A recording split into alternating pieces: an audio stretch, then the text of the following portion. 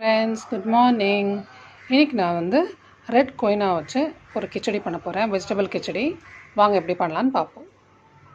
கொய்னாவை நம்ம நல்லா 3-4 வாட்டி கழுவிட்டு நல்ல தண்ணி ஊற்றி நம்ம ஒரு 1 மணி நேரம் ஊற வச்சுக்கலாம். வெஜிடபிள்ஸ் நான்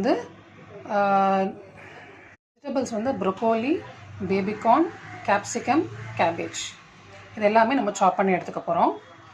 இப்போ நம்ம வெஜிடபிள்ஸ்லாம் கட் பண்ணி வச்சுட்டோம்.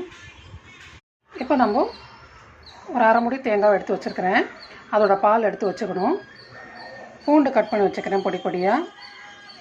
குக்கரில் நம்ம நெய் ஊற்றி பூண்டை போட்டுக்கலாம். நம்ம கட் பண்ண வெஜிடபிள்ஸ் போட்டுப்போம். தேவையான அளவு உப்பு போட்டுப்போம். மஞ்சள் போட்டுக்கலாம். மஞ்சள் போட்டுப்போம். நான் இதில் மிளகாத்தூள், காரம் எதுவும் சேர்த்துக்கல. வெறும் பச்சை மிளகாய் மட்டும்தான் போட்டிருக்கேன்.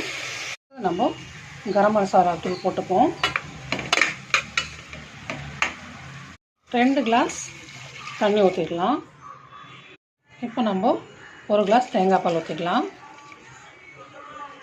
இப்போ நம்ம ஊற வச்சுருந்த கினோவை நம்ம போட்டுக்கலாம்.